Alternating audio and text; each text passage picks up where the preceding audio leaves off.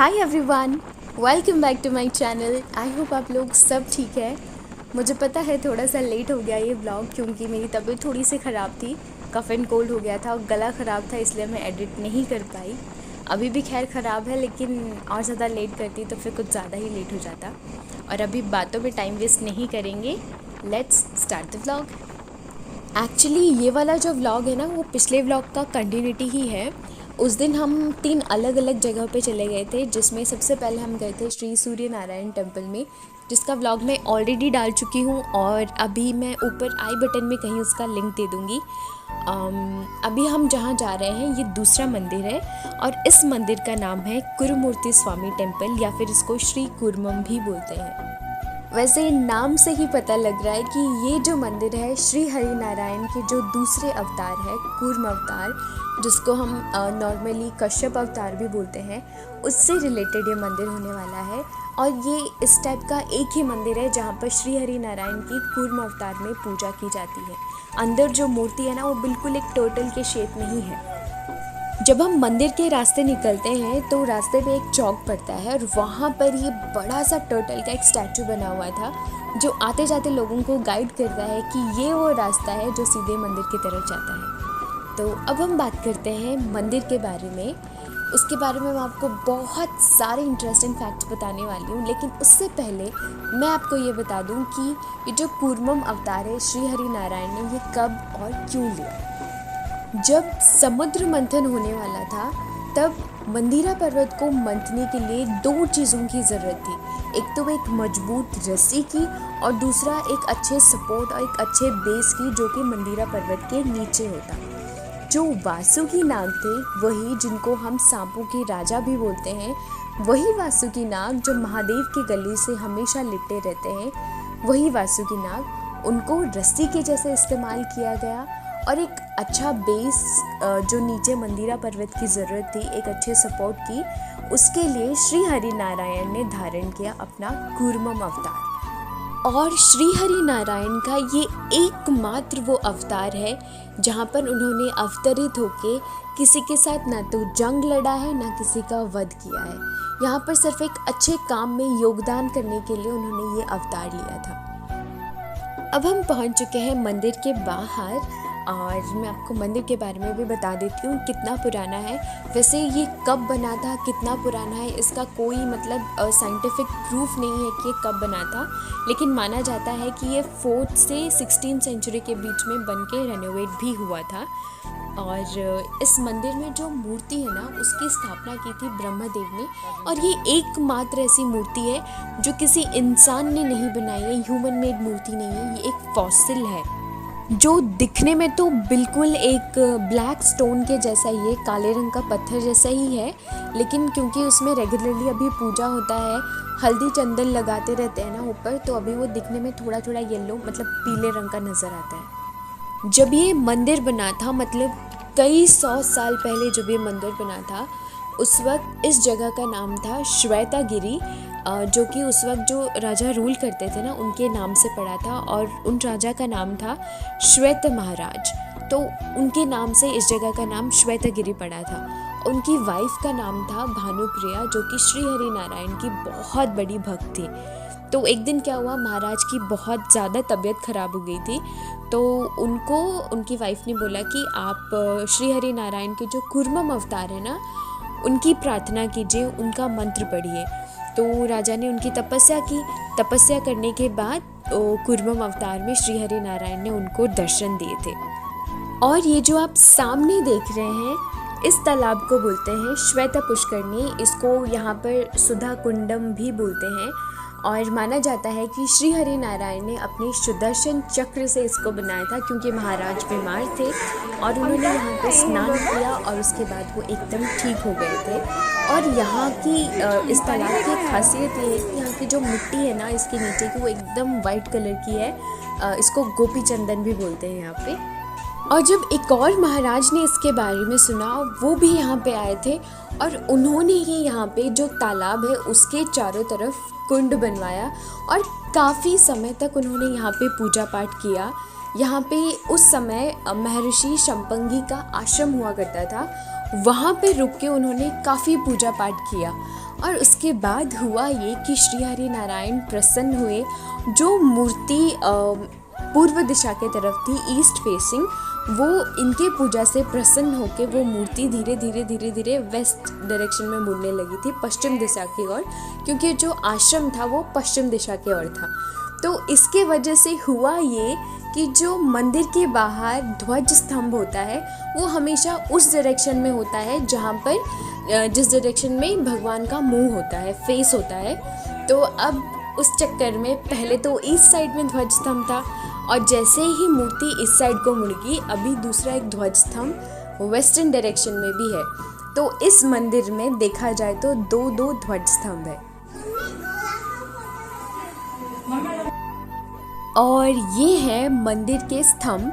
इन स्तंभों पे कहीं कहीं पे महाभारत लिखा है, कहीं कहीं पे रामायण, और कहीं कहीं पे मंदिर की हिस्ट्री लिखी हुई है। और ये जो पूरा मंडप है ना, इसको यहाँ पे बेड़ा बोलते हैं। यहाँ पे करीब करीब 108 एक शिलाएं हैं।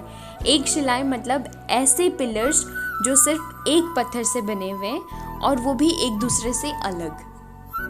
ये मंदिर के मंडप वाला एरिया है, मतलब मंदिर के बाहर का एरिया है। यहाँ पे फोटोग्राफी अलाउड था, लेकिन मंदिर के अंदर फोटोग्राफी अलाउड नहीं था, इसलिए मैं आपको अंदर का नहीं दिखा पाई। लेकिन मैं बता देती हूँ कि अंदर क्या क्या था। अंदर एक्चुअली ये जो श्वेत पुष्करणी तालाब है ना, वहाँ से बहुत सारी उत्सव मूर्तियाँ मिली थी 12th सेंचुरी में।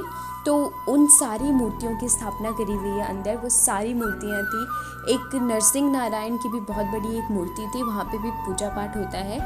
और इस मंदिर में महालक्ष्मी जो है, मतलब श्री हरि विष्णु की जो अर्धांगिनी है महालक्ष्मी, उनको यहाँ पे कुर्म नायकी के रूप में पूजा किया जाता है। तो उनकी भी एक मूर्ति थी अंदर। इसके अलावा अंदर जगन्नाथ स्वामी, बलराम और सुभद्रा की मूर्ति भी थी। और उसके बाद श्री राम, लक्ष्मण और सीता मैया की मूर्ति भी थी अंदर।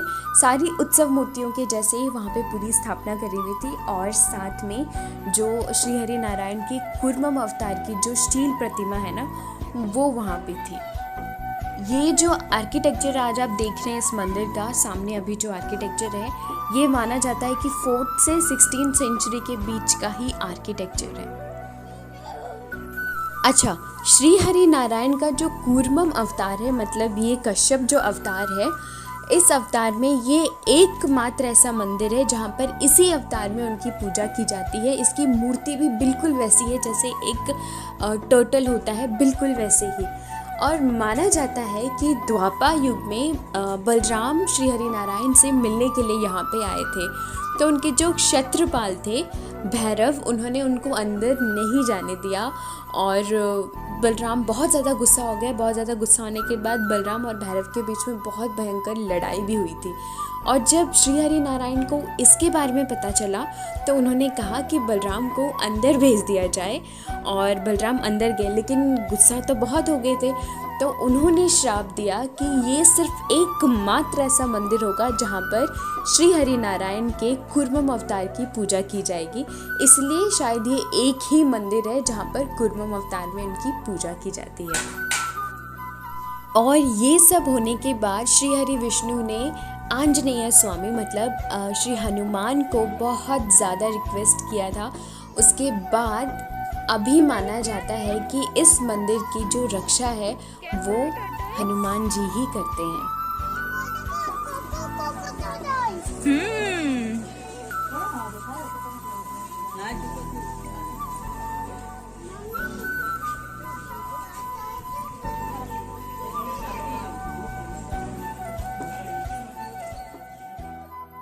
और यहाँ पे देखिए इतने सारे टॉर्टोइज हैं। इवन यहाँ के जो लोकल लोग हैं ना, उनको भी कहीं पर अगर टॉर्टोइज मिल जाता है और उनको ऐसा लगता है कि भीड़ से अलग हो रखा है या फिर अकेला है, तो उन सारे टॉर्टोइज को भी यहाँ पे लेके आते हैं और उनका ध्यान रखते हैं। उनको खाना पीना, फर्स्ट एड वगैरह जो भी चाहिए होता है वहाँ पर, यहाँ पर उसका ध्यान रखा जाता है। और ये देखिए अंश की शैतानियाँ, हम वहाँ पे टॉर्टोइज देख रहे हैं और ये जनाब पीछे से आके इस दुकान के अंदर घुस गए। और यहाँ पे सारा सामान खुले में रखा हुआ था ना, तो दुकान वाले भैया भी डर गए थे कि कहीं आके कुछ गिरा ना दे वहाँ पे। वैसे श्री राम के जो 2 पुत्र थे, लव और कुश, वो भी श्री हरि नारायण के इस अवतार को मतलब श्री गुरुमूर्ति के अवतार को पूजा करने के लिए यहाँ पे आया करते थे। अच्छा, हमने क्या किया, मंदिर घूम लिया, सब कुछ देख लिया। देखने के बाद हमें लगा बस इतना ही है और हम चले गए। लेकिन जब हम वापस आए तब हमें पता चला कि मंदिर के पीछे एक पार्क भी था और उस पार्क में जो श्री हरि नारायण है ना, उनके जितने भी 10 अवतार है उनकी बड़ी बड़ी मूर्तियाँ लगी हुई थी वहाँ पे।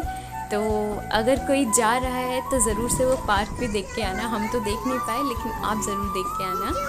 और ये एक छोटा सा टी स्टॉल है जो उस दिन बंद था, कोविड की वजह से शायद सब बंद कर रखा था। बहुत कम लोग भी थे वहाँ पे।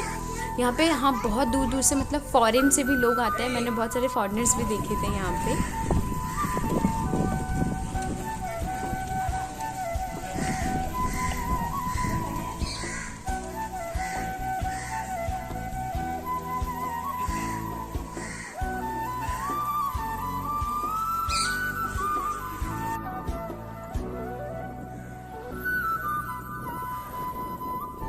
और ये देखिए सामने यही है वो श्वेत पुष्करणी तालाब। और यहाँ पे ना बहुत सारे लोग पिंडदान वगैरह भी करते हैं।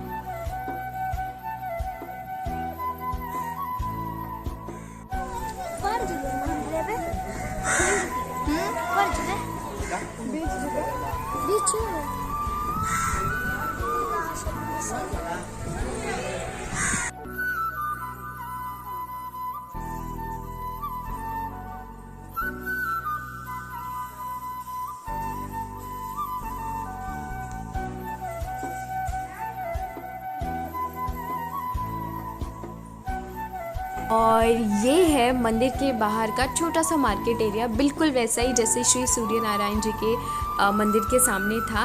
यहाँ पे भी बहुत सारे टॉयज़ वगैरह थे और यहाँ पे भी बहुत सारा जो पूजा का सामान है ना, सब कुछ यहाँ पे मिलता है। और बस आज के लिए इतना ही। आई होप आप लोगों को ये व्लॉग अच्छा लगा। इसका पार्ट 3 भी जल्दी आ जाएगा। और अभी के लिए thank you so much for watching.